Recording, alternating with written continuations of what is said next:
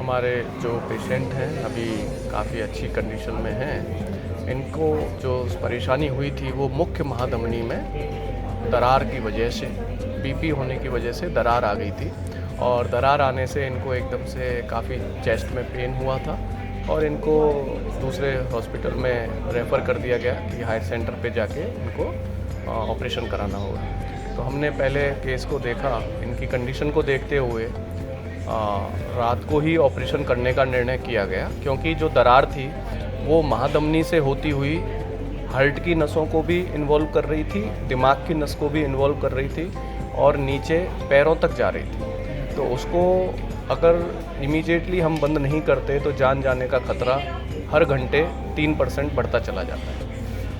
तो रात को हमने जब ऑपरेशन में लिया तो बीमारी जो थी वो जितनी हमने देखी थी उससे ज़्यादा मिली हमें, और हमने महाधमनी की रिपेयर के साथ साथ मरीज के पूरी बेंटाल सर्जरी के साथ साथ इनका आर्च रिप्लेसमेंट हमने उसमें किया, जिसमें कि दिमाग की नसों को भी बाईपास किया गया और साथ में हार्ट की नसों का भी बाईपास हुआ, साथ साथ जो हार्ट का वाल्व होता है उसको भी बदला गया। तो ये एक बड़ी मेजर सर्जरी थी और हमारी पूरी टीम ने 12 घंटे लगातार सर्जरी की, बिना थके बिना रुके, और ईश्वर की भी सीधी नज़र रही, ऊपर कृपा रही सभी के ऊपर, जिसकी वजह से आज हम आपस में बात कर पा रहे हैं और हमारे मरीज़, हम बहुत खुश हैं और हमारे भी बहुत प्रसन्न खुश है कि भाई इनका जीवन बचा और इस तरह से सारा कुछ सब कुछ अच्छे तरीके से संपन्न हो पाया। हम अस्पताल प्रशासन और सभी हमारी टीम के सहयोगी टीम जो हैं उनके बड़े शुक्रिया करते हैं, जिनकी वजह से ये सब पॉसिबल हो पाया। Thank you. तो महेंद्र जी, हमें पता चला कि इनको एओर्टिक डिसेक्शन है, जिसमें कि महाधमनी के अंदर एक दरार थी जो कि नीचे पैर तक पहुंची हुई थी, जो कि साथ में राइट हैंड दोनों कैरोटिड जो कि ब्रेन को ब्लड सप्लाई करती हैं उनके अंदर भी, और लेफ़्ट हैंड के अंदर जो आर्टरी सप्लाई थी उसके अंदर भी डिसेक्शन पहुंचा हुआ था।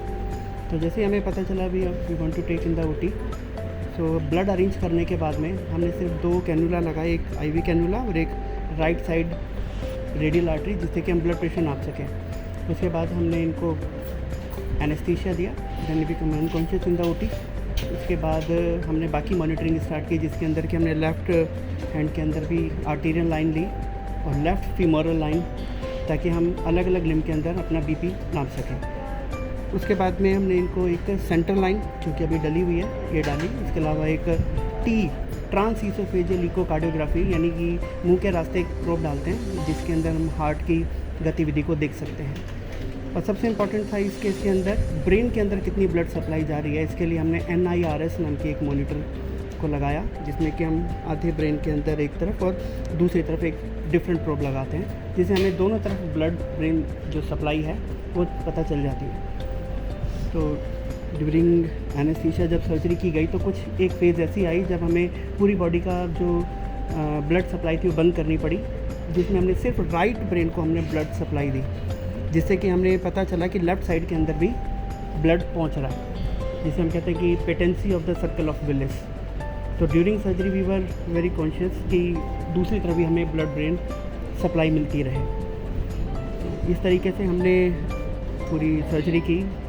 जो आर्च थी इनकी वो भी काफ़ी हद तक इन्वॉल्व थी। असेंडिंग एओर्टा हमने बदल करके एक कृत्रिम एओर्टा लगाया, साथ में उसका जो एओर्टिक वाल्व था वो भी बदलना पड़ा हमको।